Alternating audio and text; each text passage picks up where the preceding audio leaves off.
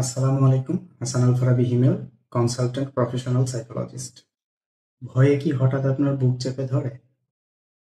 মনে হয় যে আর শ্বাস নিতে পারছেন না? এটা যদি বারবার হয়ে থাকে তাহলে হতে পারে আপনি প্যানিক ডিসঅর্ডারে ভুগছেন।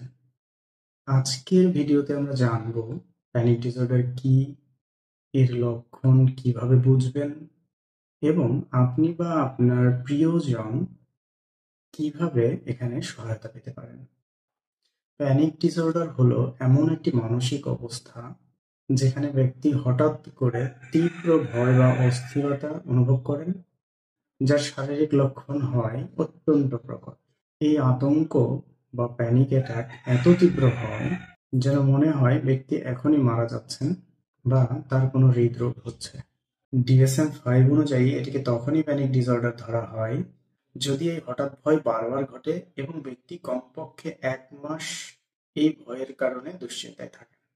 প্যানিক অ্যাটাকের লক্ষণগুলো হলো হৃদস্পন্দন বেড়ে যাওয়া বা ছটফটানি, ঘাম হওয়া, কাঁপুনি, শ্বাসকষ্ট বা শ্বাস আটকে যাওয়া, বুকে ব্যথা বা অস্বস্তি, বমি ভাব বা পেটে অস্বস্তি, মাথা ঘোরা বা অজ্ঞান হয়ে যাওয়ার অনুভূতি হওয়া, বাস্তবতা থেকে বিচ্ছিন্ন হয়ে থাকার অনুভূতি, মৃত্যুর ভয়, পাগল হয়ে যাওয়ার ভয়, শরীরের কোনো অংশে ঝিঁঝি ধরা বা অসাড়তা, গরম বা ঠান্ডা অনুভব হওয়া।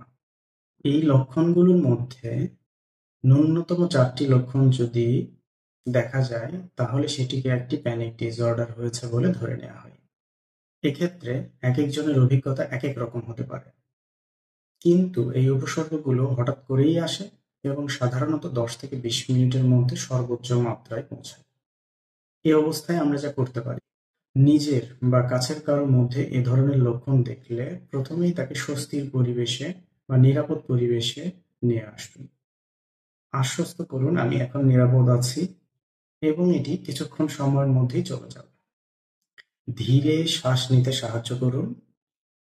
নাক দিয়ে শ্বাস নিন এবং মুখ দিয়ে ছাড়ুন।